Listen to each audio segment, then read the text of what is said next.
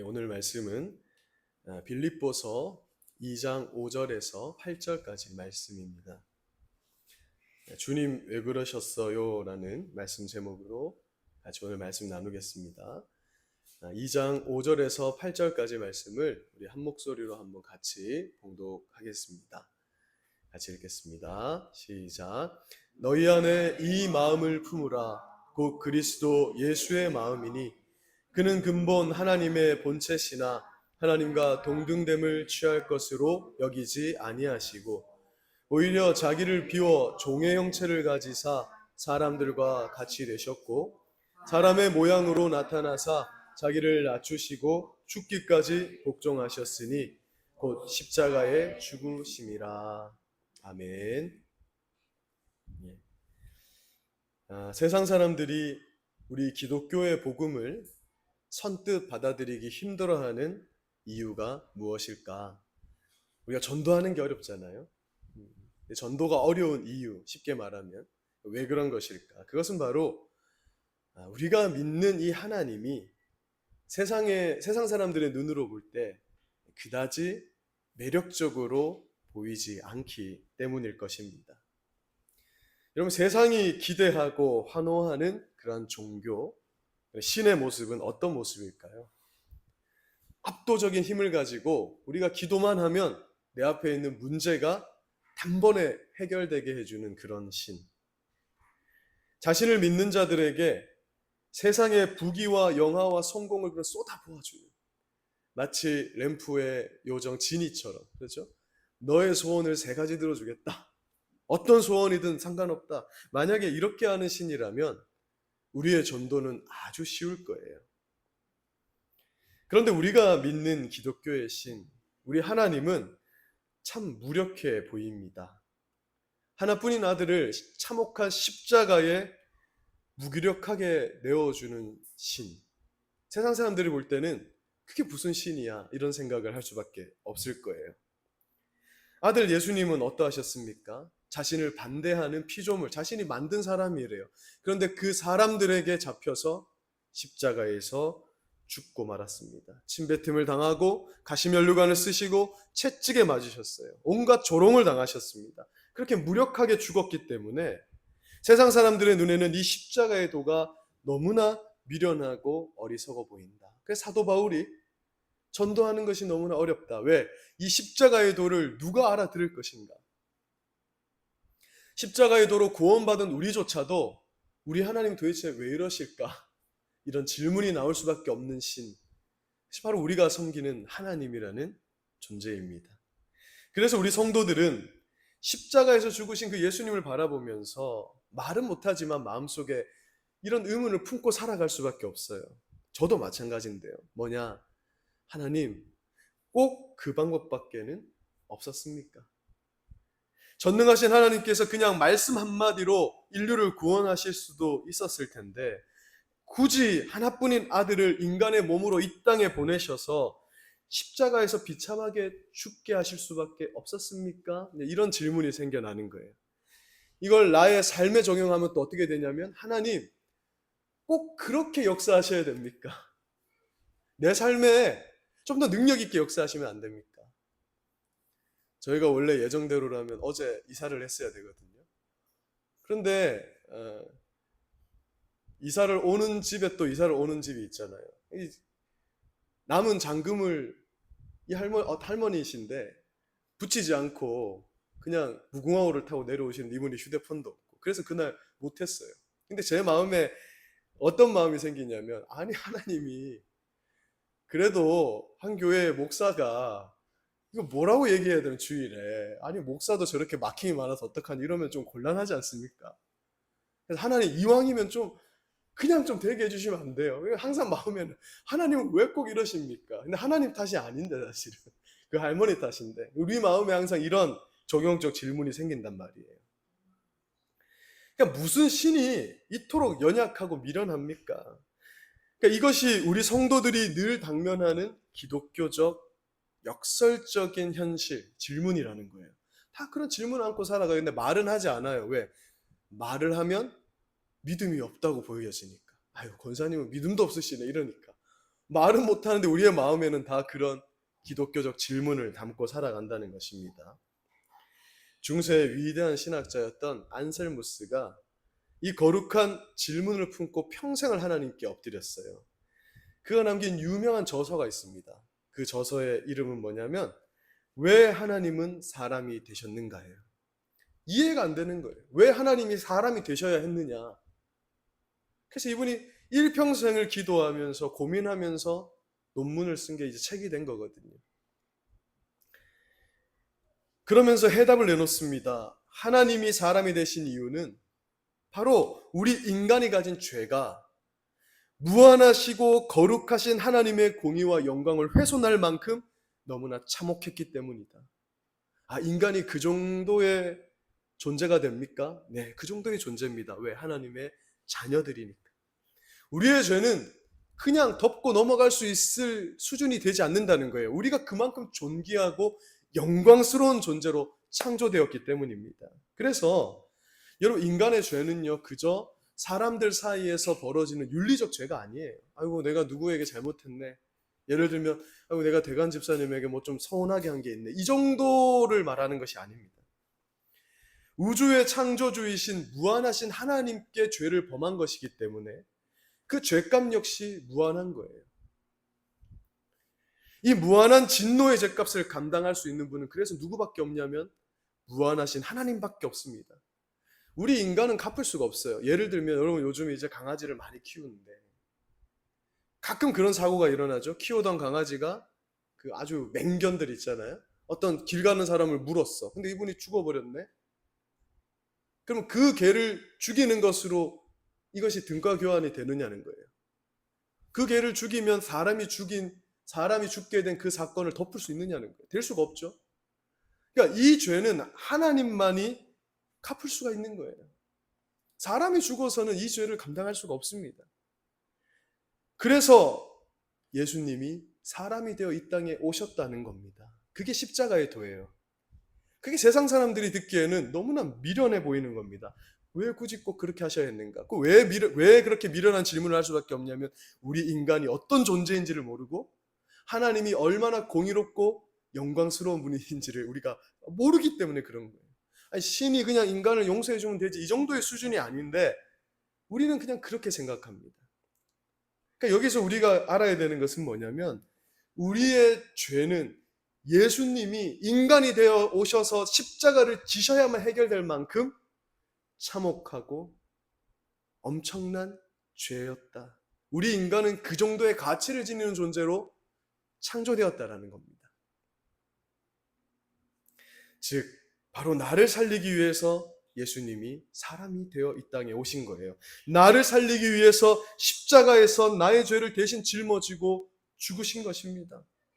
무너진 하나님의 거룩한 공의를 온전히 만족시키시고 원수되었던 나와 하나님 사이를 화목하게 하시려고 그분이 기꺼이 십자가를 지신 것. 그러니까 다름 아닌 내가 바로 하나님이 인간이 되신 궁극적인 이유였다. 그러니까 우리는 이해가 안 되는 거예요. 저도 뭐 아직 영화를 보지 않았는데 요즘 뭐 오디세이라는 영화가 1등을 하고 있어요. 그게 그리스 신화잖아요. 제우스 같은 신은 인간을 위해서 자기를 희생하지 않아요. 인간을 이용하겠죠. 근데 하나님은 어떻게 자기 아들까지 줄 수 있느냐는 거예요. 그러니까 우리는 이해가 안 돼. 십자가의 도는 너무나 미련해. 세상 사람들이 이것을 믿을 만한 매력이 없다는 거예요. 그렇게 세상 사람들에게는 너무나 미련해 보이는 이 십자가가 우리 그리스도인들에게는 어떻게 되냐면 모든 인생의 고난과 모순의 문제를 풀어내는 궁극적 해답이 된다는 겁니다. 우리의 대답은 다 십자가로 해명됩니다. 우리의 질문은 다 십자가로 해명되는 거예요. 왜? 하나님이 우리를 위해서 그렇게 하셨다고? 그 앞에서 우리는 할 말이 없어지는 거예요. 저는 이번 일본 단기 선교 여행에서 이 십자가의 역설적인 모습을 두 눈으로 목격하고 왔습니다. 저희 선교팀이 방문해서 만났던 선교사님들이요, 정말 하나같이 어려운 환경 속에서 묵묵히 목회를 하고 계신 분들이었어요. 어떤 분은 아무도 찾지 않는 산속에서 거기서 그냥 뭐 성도님들 3분, 4분 있는데 열심히 사역하시는 분들도 있었고요. 우리 교회보다 훨씬 더 힘들고 척박한 환경에서 누구 하나 알아주지 않는데 열심히 선교 사명을 감당하고 있었습니다. 그리고 저희가 만난 목사님들은 다 한국인 목사님들이었거든요. 그러니까 일본 목사님들이 더 이상 세워지지가 않으니까 한국의 목사님들이 거기까지 가서 그렇게 사역하는 모습을 보고 왔습니다. 무엇보다 그런 곳을 찾아가서 이제 저희 팀과 함께 찾아가서 어떤 대가도 바라지 않고 땀을 뻘뻘 흘리면서 교회의 십자가와 간판을 세워주고 페인트가 벗겨진 곳에 페인트 칠을 하고 무너진 곳을 보수하는 그 에젤 선교단이 있었거든요. 그 모습을 볼 때 우리가 감동도 받지만 전부 다 어떤 이 나눔을 할 때 어떤 질문들이 쏟아졌냐면 도대체 왜라는 질문이 쏟아지게 된 거예요. 함께 선교를 떠났던 20여 명의 그 선교팀들의 마음속에 깊은 울림과 동시에 이런 질문이 떠올랐던 겁니다. 왜 이분들은 굳이 이런 고단한 삶을 선택했는가? 저 역시 마찬가지였어요. 무엇이 이분들을 저 외롭고 이름 없는 선교의 자리로 이끌었는가? 저는 못 갈 것 같더라고요. 이게 산속에 있는 교회는요, 파리가 있는데 이름이 뭐였더라? 파리가 이만해요. 얘가 막 쏘면 피가 나고 이게 파리래요. 일본에 있는 파리래요. 그런 게 막 날아다니고 막 말벌이 있고 그런 곳에서 홀로 교회를 지키셨거든요. 그 중에서도 이번에 십자가와 간판을 세워드린 규슈 그리스도 교회, 그곳을 섬기시는 이영석 목사님과 사모님의 모습이 제 내리에서 떠나질 않았습니다. 지금도 떠나지가 않아요. 이 목사님은 일본 현지 목사님이 목회하던 깊은 산중의 교회를 위임받아서 말 그대로 목숨을 걸고 기도하며 사역을 하시는 분이었어요. 성도라 해봐야 일본인 할머니 2분인가 또 할아버지 1분이 계시더라고요. 그러면 저 산 밑에까지 가서 그분들 모셔와서 예배를 하는데요. 이분이 예배를 하루에 5번씩 하는 거예요. 새벽 기도, 오전 기도, 점심 기도, 오후 기도, 저녁 기도까지. 그냥 목숨을 거는 겁니다. 왜? 거리에 나가서 외친다고 오는 것도 아니에요. 그냥 이분이 할 수 있는 건 그냥 주여 하고 기도의 제단을 쌓는 것밖에 없었거든요. 그럼 상황이 이러니까 새벽 기도는 어땠겠어요? 아무도 오지 않는 거죠. 그러니까 늘 사모님 혼자 앉아 있는 거예요. 한국에도 그런 목사님들 있거든요. 목사가 새벽 기도를 하는데 사모님만 앉아 있어요.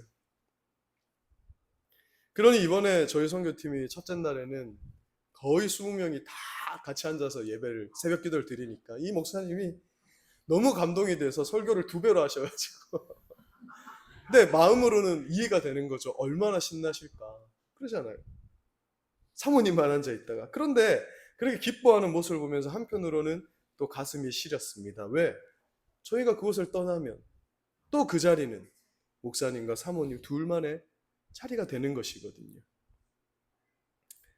사랑하는 성도 여러분, 우리의 세속적인 가치관으로 보면 이런 질문이 터져 나올 수밖에 없어요. 하나님, 저분은 능력이 없어서 저기 계신 겁니까? 근데 아닌 것 같아요. 왜? 저보다 기도를 10배는 더 많이 하시는 것 같거든요. 기도로만 따지면 저같이 기도 안 하는 게으른 목사보다야 저 기도에 목숨 거는 이 목사님을 좀 더 인간의 눈으로요, 가치 있는 곳에 쓰셔야 되는 것 아닙니까? 대체 왜 저런 외롭고 고단한 길을 낭비하듯 걷고 계십니까? 제 마음에 떠오르는 게 뭐냐면 이분의 설교는 낭비되고 있다. 인간의 눈으로 보면요. 왜? 들을 사람이 없으니까. 저 좋은 설교를 들을 사람이 없다. 근데 여러분, 그분들이 그러는 해답이 단 하나 있더라고요. 그 해답은 바로 오직 예수 그리스도라는 거예요. 마태복음 20장 28절 같이 한번 읽어볼까요? 예수님이 이것 때문에 오셨답니다. 시작. 인자가 온 것은 섬김을 받으려 함이 아니라 도리어 섬기려 하고 자기 목숨을 많은 사람의 대속물로 주려 함이라. 아멘. 예수님께서 우리를 살리기 위해서 걸어가신 그 길은 사람들이 야 잘한다 박수 받고 영광 받고 하는 그런 길이 아니었대요. 오히려 그들을 섬기고 목숨까지도 내어주려 한다. 여러분, 목숨까지도 내어준다는 게 무슨 말이에요? 내 영광을 바라지 않는다는 의미입니다. 누가 인정해 주지 않아도 내가 그 자리에 있겠다라는 각오가 목숨을 거는 것으로 나타나는 거잖아요. 오늘 본문인 이 빌립보서 2장 말씀 역시 뭐라고 말씀합니까? 2장 5절 말씀도 같이 한번 읽어봅시다. 시작. 너희 안에 이 마음을 품으라. 곧 그리스도 예수의 마음이니. 아멘. 우리에게 뭘 배우라고 한 거냐면 저 화려한 왕의 모습을 배우라는 것이 아니에요. 성공한 어떤 기업가의 마음을 배우라는 게 아니라 섬기기 위해서 십자가를 지시고 우리를 위해서 대신 죽으실 만큼 낮아지신 그 예수의 마음을 품으라, 이렇게 말씀한 겁니다. 여러분, 이 빌립보서를 쓸 당시에, 사도 바울이 빌립보서를 쓸 당시에 이 빌립보라는 도시는 어떤 도시였냐면 로마의 태역 군인들이 모여 살던 그런 부유한 마을이었어요. 그러니까 어느 정도 관직을 한 사람들이 돈은 있고 은퇴자금 넉넉한 가운데 모여 사는 그런 부촌이었다는 겁니다. 그래서 이곳에는 항상 뭐가 자랑이 되었냐면 나는 로마 시민권이 있다. 여러분, 이때 당시에 로마 시민권은 엄청난 거예요. 천국 시민권과 같은 엄청난 권한을 가지고 있었다고요. 그래서 그걸 자랑하고요. 특권과 세속적인 성공을 늘 자랑합니다. 여러분, 화려한 인생을 산 사람들이 노년에 할 게 뭐가 있어요? 나 왕년에 뭐 했다를 자랑하는 거잖아요. 네. 그런 목사님들, 뭐 어떤 성공한 사업가들 좀 많이 만났어요. 대화하기가 싫어요. 왜냐하면 1시간이고 2시간이고 자기 말만 해. 근데 자기 말이 전부 다 자기 자랑만 하는 거예요. 나 이렇게. 그러니까 이 사람들의 늘 일상이 그거였다는 겁니다. 불행하게도 빌립보 교회 안에도 이러한 세상적 가치관이 고스란히 스며들었습니다. 그래서 성도들조차 교회에서 누가 더 높으냐, 누가 더 낮으냐, 누가 더 상석에 앉을 거냐. 여러분, 오늘 보니까 대부분 뒤쪽에 앉으셨는데 이 빌립보 시대로 가면요, 앞에 앉아야 부자고 앞에 앉아야 존귀한 사람이에요. 뒤로 갈수록 아무 그런 사람이야. 그래서 예수님이 뭐라고 하셨어요? 상석에 앉고 싶으면 오히려 말석에 앉아라. 그러면 권하여서 앞에 앉게 할 것이다. 괜히 상석에 앉았다가 당신 여기 앉으면 여기 자리 있어요 하고 뒤로 쫓겨가지 말라고 하신 말씀이 그래서 있는 거예요. 빌립보 교회 안에 끊임없이 그런 싸움이 있었습니다. 더 위로, 더 인정받고 나는 뭐 한다. 그래서 아마 신령한 은사 싸움도 있었을 거예요. 나는 방언도 이 정도 한다. 그래가지고 목사가 말씀을 전하는데 그 목사가 마음에 안 들면 막 방언으로 기도해버리고 그런 일이 있었다고요. 왜? 내가 더 돋보여야 되니까. 그런 빌립보 교회를 향해 사도 바울이 단순하게 어떤 윤리적 훈계를 늘어놓은 것이 아니라 철저하게 그들에게 그리스도의 십자가를 들이밉니다. 그게 빌립보서 2장 5절이에요. 너희 안에 이 마음을 품으라. 곧 그리스도 예수의 마음이다. 그러면서 이어지는 6절에서 8절까지 뭐라고 합니까? 예수님은 근본 하나님과 본질이 같다. 그 말은 무슨 말이냐면 예수님 하나님이라는 거예요. 그런데 그 하나님께서 자기의 모든 기득권 다 내려놓고 종의 모습으로, 종이 뭡니까? 사람을 섬기러 오셨다는 거잖아요. 우리를 섬기러 오셨대요. 그래서 사람의 모양으로 나타나기까지 자기를 낮추셔서 죽기까지 복종했는데 너희는 고작 자랑하는 게 나는 로마 시민권이 있다. 마치 이런 거 아니에요? 우리 자식, 우리 아들은 미국 시민권이 있어서 군대 안 가도 된다. 그거 자랑하는 것과 똑같은 거예요. 그 정도를 자랑하고 있느냐는 거예요. 우리 예수님은 이렇게 낮아지셨는데 너희 뭐 하는 짓이냐? 그리스도의 십자가를 들고 와서 빌립보 교회를 호통쳤던 겁니다. 빌립보 성도들은 조금이라도 더 높아지려고 다투고 있는데 사도 바울은 우리 예수님을 보라고, 우리 예수님은 어떻게 하면 더 낮아질 수 있는가를 고민했다. 하나님의 훼손된 영광을 회복하고 죽어가는 우리를 살리기 위해서, 당신의 자녀들을 살리기 위해서 영광의 보좌를 버리고 묵묵히 십자가의 길을 갔는데 그렇다면 우리는 어떻게 살아야 되느냐? 그리스도 예수의 마음을 품으라는 말이 그래서 나온 거예요. 그리스도 예수의 마음이라고 하니까 우리가 예수님처럼 좀 따뜻한 마음을 가져야지, 어린아이들 보면 좀 안아줘야지, 이 정도 수준이 아닌 겁니다. 죽기까지 낮아져서 정말 죽는 자리까지 가는 그 마음을 배우라는 거예요. 그 마음의 근원이 뭐죠? 나를 사랑해서 한 마음이니까 우리 역시 누군가를 살리기 위해 이 마음을 품는 것이 합당하지 않느냐, 이런 질문이었다는 거예요. 그래서 저는 선교사님들을 향했던 당신들은 도대체 왜 그렇게 사십니까? 이해가 안 되는 거예요. 왜 저렇게까지 하지? 우리 이 뭣도 모르고 따라간 20대 초반의 청년들이 고생 많이 했거든요. 얼마나 더운지 페인트 칠을 확 하고 막 땀을 뻘뻘 흘리고 막 그렇게 했는데 도대체 왜 이렇게까지 우리가 해야 되냐고. 사실 제 마음에 조금 하나님 앞에 섭섭한 건 뭐였냐면은 우리 교회보다는 나아 보이는데 우리 교회도 손볼 때가 많은데 하나님께 정말 죄송했어요.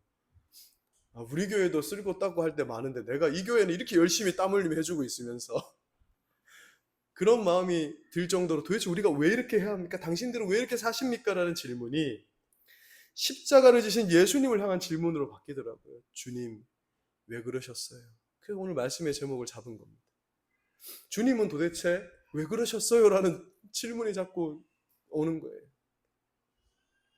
그리고 제 마음에 강력하게 들린 울림은 뭐냐면 주님이 우리를 위해서 그렇게 하셨다는 것.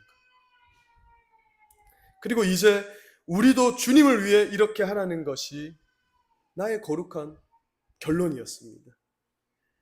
하나님이 우리를 위해 그렇게 하셨으니 나도 그렇게 한다. 결국 결론은 그렇게 가게 되더라고요. 이 십자가의 사랑을 깊이 묵상하며 저는 저의 목회와 또 저의 삶의 여정과 또 우리 교회, 특별히 우리 성도님들의 삶을 되돌아보게 되었습니다. 솔직히 세상적 기준으로 보면 사람들에게 나처럼 예수 믿으면 된다라고 내세울 만한 그런 대단한 매력이나 조건이 우리에게 별로 없는 것 같잖아요. 우리가 만약 나처럼 예수 믿으면 돼 하는 것이 굉장히 내세울 게 있다면 전도는 저절로 될 거예요. 야, 예수 믿으면 저렇게 되는구나 하면 막 몰려들 겁니다. 그런데 그런 것이 없어 보여요. 이번 선교지에서 다른 지부의 한 청년이 뭐 이렇게 차를 타고 가다가 저한테 무심코 이런 질문을 던지더라고요. 진짜 진지하게 질문했어요. 목사님은 왜 포항에 계십니까? 여러분, 이게 서울 사람들 눈에는 포항이 촌인가 봐요. 저는 경주에서 살다가 포항을 보면 포항은 그래도 나름 도시인데 서울에서 보면 촌인가 봐요. 그래서 뭐라고 하냐면 청년 사역을 하시려고 하면 포항이 아니라 청년들이 캠퍼스가 몰려있는 서울로 가셔야지. 그러면 목사님의 설교와 역량을 더 크게 인정받고 사람들에게 이렇게 영향을 끼칠 수 있는 것 아닙니까? 하면서 목사님만 올라오신다면 제가 우리 멤버들을 이끌고 그 교회에 출석하겠습니다. 그냥 인간적인 마음으로요. 기분은 좋더라고요. 뭐 나를 좀 인정하는 것 같다. 그러나 제가 올라간다고 해서 그렇게 될 일도 없고 그들이 온다는 보장도 없어요. 저는 다만 이렇게 대답을 해줬습니다. 이곳이 바로 하나님이 나를 부르신 선교지이기 때문에 내가 있는 것이다. 내가 편하고 영광 받는 곳이 아니라 주님이 나를 필요로 하고 주님이 여기 있으라고 하신 곳이 이곳이기 때문에 내가 여기 있는 것이라는 거예요. 다른 이유가 없어요. 그러니까 저의 대답도 예수 그리스도였다는 거예요. 예수님 때문에 여기 있는 것이지 영광과 존귀를 받으려고 움직이는 것이 아니라는 겁니다.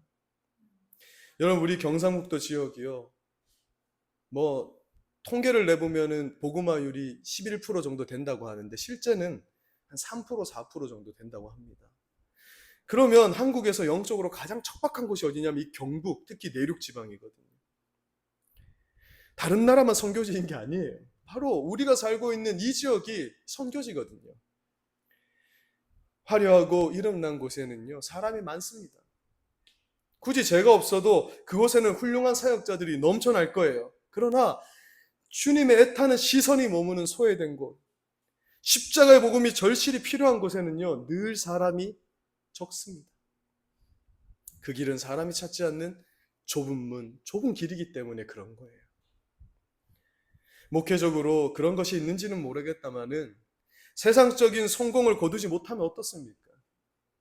사명을 감당하다가 좀 몸이 아프고 사람들에게 상처받으면 어떻겠습니까? 물론 쓰라리겠지만 내가 이름 없이 빛도 없이 썩어져가는 그 수고를 통해서 단 한 영혼, 하나님께서 사랑하시는 그 한 영혼을 살릴 수만 있다면, 그 자리를 지키는 순종을 통해서 하나님의 영광이 선포될 수만 있다면 그것으로 된 것이다. 그게 그리스도 예수의 마음을 품는 거예요. 왜?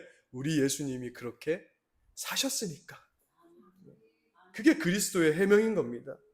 그래서 여러분, 이 어리석어 보이는 삶의 완벽한 해명은 오직 예수 그리스도인 줄로 믿습니다. 예수님의 삶 자체가 우리의 해답이에요. 그래서 우리는요, 어떠한 고통과 어떤 어려움 앞에서도 십자가 앞에서 무너지는 거예요. 그래서 브라이언 채플 목사님 이렇게 역설했습니다. 성도는 아무리 절망적이고 극심한 불행 속에서도 결국 십자가 앞에서 궁극적인 위로와 해답을 얻게 됩니다 라고 했어요. 십자가는 저 멀리 높은 하늘 보좌에서 우리의 고통을 바라보시면서 우리를 구원하신 하나님이 아니라 직접 우리의 고통 가운데 한가운데로 들어오셔서 친히 나의 고통과 비참함 속에서 하나님이 함께 하신다는 가장 강력하고도 결정적인 증거이기 때문입니다. 그래서 하나님 억울합니다, 하나님 이게 뭡니까 하면서 울고불고 기도를 시작했다가도 예수님의 십자가를 바라보는 순간, 주님 알겠습니다, 주님이 나를 위해 그렇게 사셨으니 나도 그러겠습니다, 그러한 답변, 그러한 해명으로 가는 것이 우리 그리스도인들의 삶이라는 거예요. 이 땅에서 그런 겁니다. 이 땅에서 천국 갈 때까지. 그래서 여러분, 욥의 신앙이 언제 가장 찬란하게 빛이 났습니까? 그가 부자였을 때, 동방에서 최고로 부자로 이름을 날리고 화려하게 잘 나갈 때였을까요? 물론 그때도 칭송하는 사람들이 있었죠.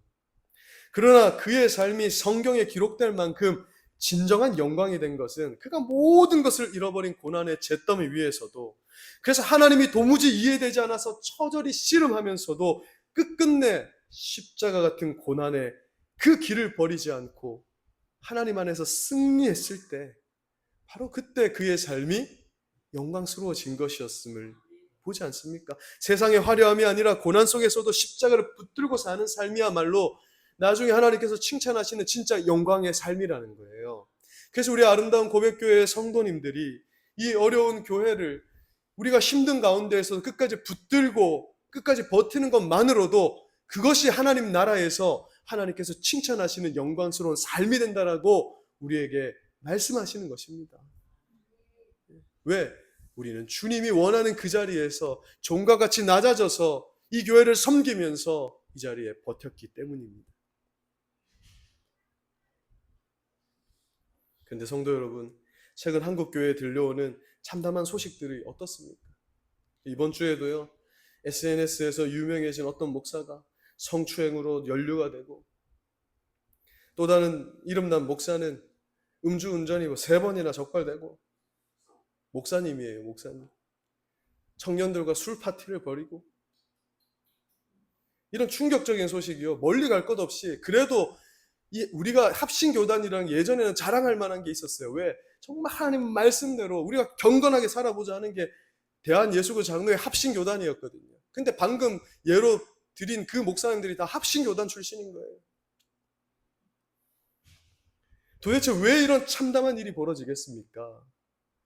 겉으로는 목회자라 이름하지만 과연 그들의 삶 속에 진정으로 오직 예수님만이 내 인생의 해답이라는 그 고백이 그들에게 살아있는지, 그들에게 예수 그리스도의 마음이 있는지를 묻지 않을 수 없는 거예요. 십자가의 고난과 섬김은 내팽개 치고 목회라는 이름으로 세상의 쾌락과 자기 영광과 썩어질 욕망을 쫓았기 때문에 나타나는 결과라는 겁니다. 주님은 우리를 살리시려고 하늘 영광을 버리고 십자가에서 죽으셨는데, 정작 그 길을 따라야 할 자들이 십자가를 짓밟고 나는 살겠다, 나는 이름을 얻어야겠다, 나는 영광 받아야겠다, 그 결과가 지금 이 한국교회의 민낯으로 나타나고 있는 것 아니겠습니까? 사랑하는 여러분, 우리가 그들처럼 세상의 쾌락과 영광을 쫓는 삶을 결코 따를 수 없는 이유가 무엇입니까? 우리가 예수를 믿는 이유, 우리의 해답은 성공에 있지 않고 오직 자신을 비워 대성물로 내어주신 그리스도의 십자가에 있기 때문인 줄로 믿습니다. 성도의 유일한 대답은 오직 예수님이 돼야 되는 거예요. 당신 왜 그렇게 사십니까? 나중에 천국 가서 보상받으려고요. 이거 아니잖아요. 예수님이 그러셨기 때문에, 예수님이 그런 방법으로 나를 살리셨기 때문입니다. 이것이 우리의 대답이 되어야 될 줄로 믿어요. 당신은 저기 큰 교회도 있고 그 교회 가면은 그 기둥 뒤에 있다가 편안하게 신앙생활 할 수 있는데 왜 표시가 다 나는 작은 교회에서 고통하십니까? 할 때 예수 그리스도가 우리의 해답이 돼야 되는 거예요. 예수님 때문에 그러는 거죠.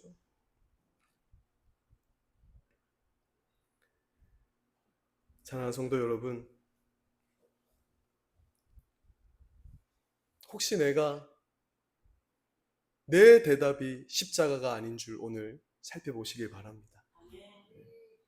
아까 앞에 예로 든 그런 목사님들, 또 뭐 잘못한 성도님들, 그런 거 보면서 쯧쯧쯧 손가락질 하는 것이 아니라요. 그래, 십자가가 나의 대답이 아닌 그 순간부터 나 역시도 저렇게 될 수 있구나. 여러분, 저를 위해서 기도를 많이 해주십시오.